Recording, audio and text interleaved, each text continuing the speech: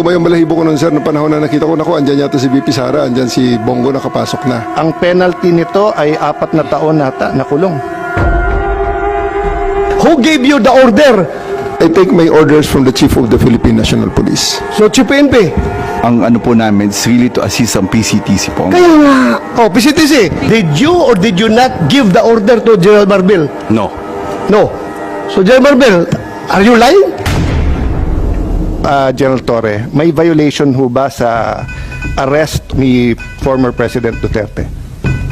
No, sir. Any person arrested or detained or to shall be allowed visits by or conference with any member of the immediate family or any medical doctor or priest, minister chosen by him. I saw the video, sir. President Duterte was asking for his own doctors.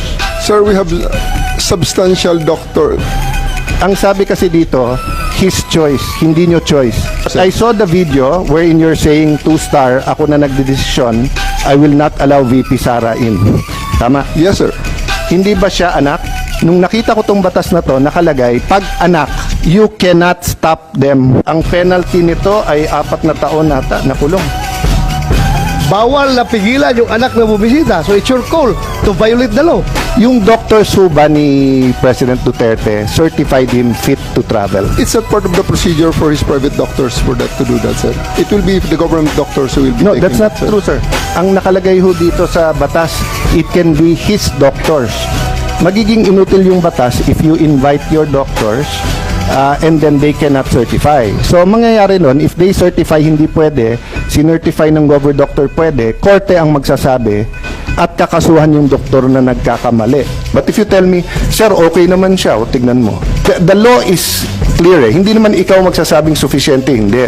But you're supposed to allow all of his doctors in right away and you're supposed to allow his family members there and not deny them. So, who give the order? Sino nagbigay sa'yo ng order? Sir, No, I have a team you're of the one there. there. Wala si SOG doon. Ikaw ang nagkarga sa kanya sa aeroplano. Kaya tinatanong kita, who gave you the order?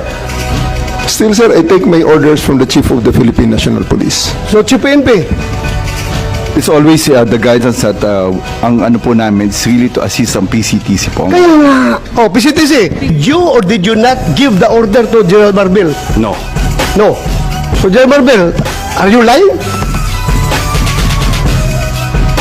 So I'm not lying, but I just want to have the executive privilege po regarding this matter. This Ay, operation matter. nandito na tayo eh. Executive privilege ka dyan. Bakit naging executive privilege? Kanina bigla? sinabi mo, PCTC ang nagbigay ng